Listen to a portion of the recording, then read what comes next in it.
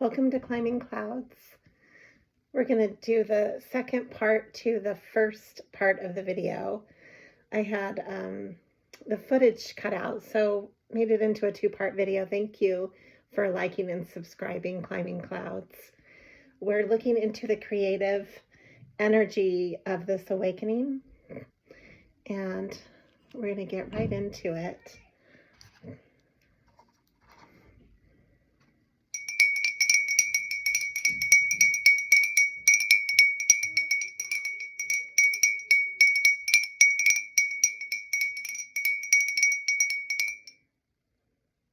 I'm actually going to first draw a mushroom oracle card for this.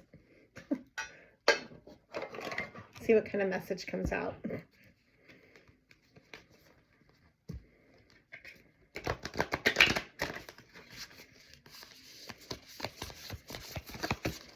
What do we need to know as a creative collective about the creative energy for this awakening?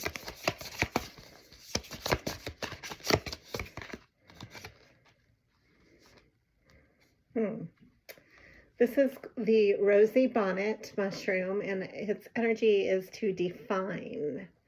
Define. I think that to me, this seems like I get a feeling of having to be really, especially with the magician energy, to be really aware of what it is that you want. Because then you are clear. To have clarity is really important because you're manifesting it. And then we have celebrate. This is the mataki. Looks like a brain. Celebrate. Taking time to celebrate. We'll do one more. And then also to nourish. This is shiitake. Shiitake and mataki. To nourish. How are you nourishing yourself? Are you truly meeting your needs? And not just the needs of others, but your creative needs as well. Okay.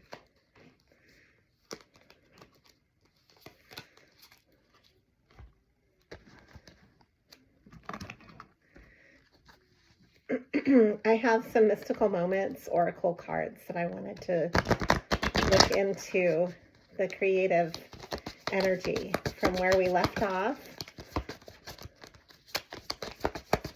What do we need to know? What is so important about this awakening? What's at the core of it? Okay, we've got protective nest, protecting your most prized loved ones, your home, your hearth, your sense of security, protecting your place of centering.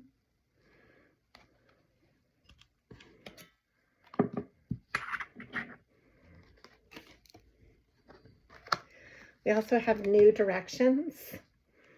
So you might be finding that you just have a feeling of going past your comfort zone and trying new things, meeting new people, going to new venues, taking trips to places you've never been,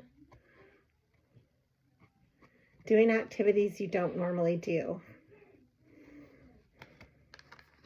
And that is definitely, that's definitely wrapped up in the Fool energy, because the Fool was a major card with that first reading. The Fool really dictates being adventurous for that.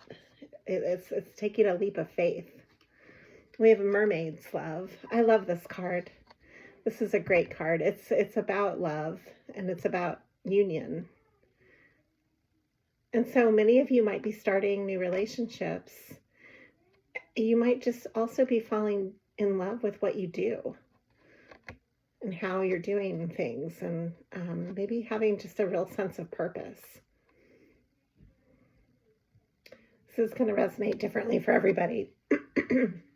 Maybe your love that your current sense of family is deepening.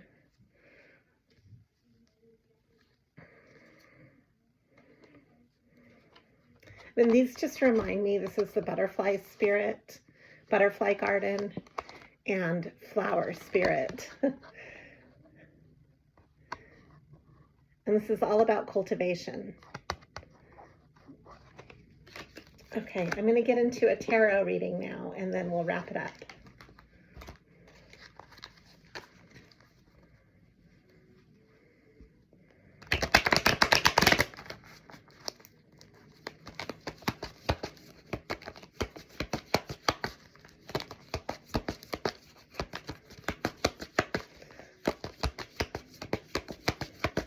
It's safe to plant new seeds and follow your curiosities.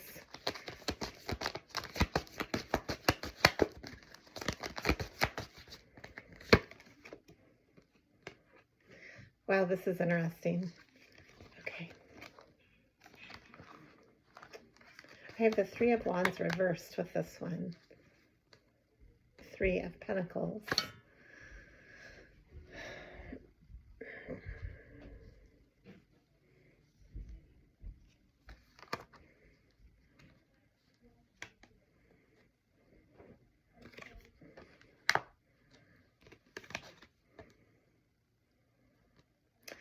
You know, so I kind of sense like with some of these major changes that you're walking into, that you are avoiding some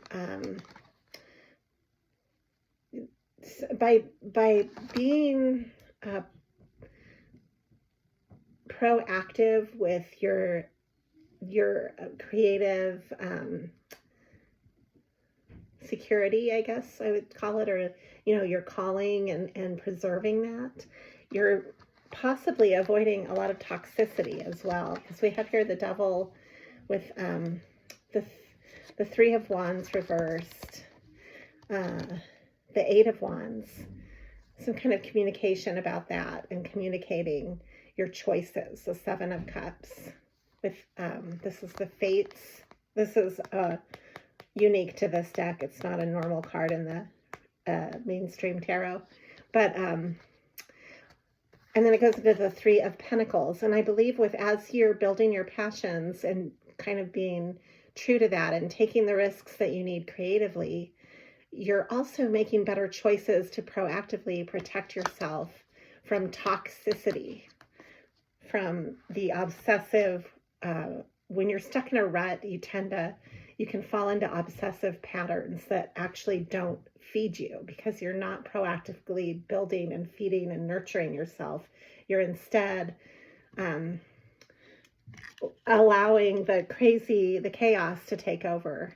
If you're not regularly doing your creative work, you're actually maybe creating problems that don't serve you, because ultimately we are creative beings. And so if you're not creating and doing your creative work, a lot of times you're destructing, you're actively becoming destructive, because the creative energy has to go somewhere. And so it can almost do a reversal of flow, you know, if you're not progressing it. And if you're stagnating it, it's only going to then magnify it, almost like, you know, like lava.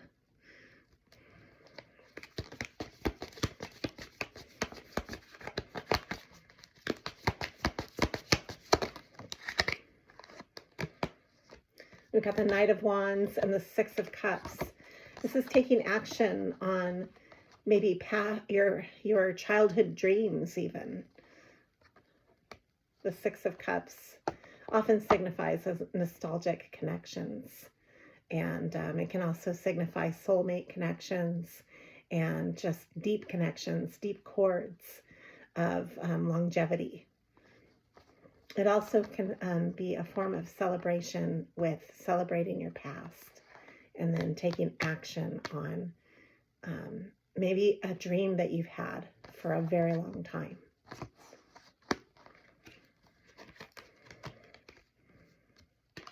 And then I see this as you with going into this, in this awakening. This is the Queen of Wands. The Queen of Wands is confident and magnetic and able to attract The Queen of Wands takes action. It's just an ultimate, attractive, creative, energetic alchemist. And the King of Wands. Oh, that's beautiful. That's the masculine and the feminine coming together in a really attractive, magnetic, and passionate. A lot of passion with these two.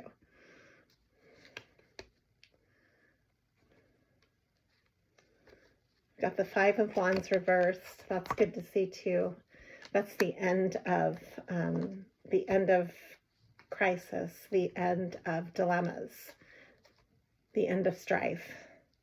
And at the bottom of the deck, this is important. I'm going to end on this. This is the Lovers and the Empress.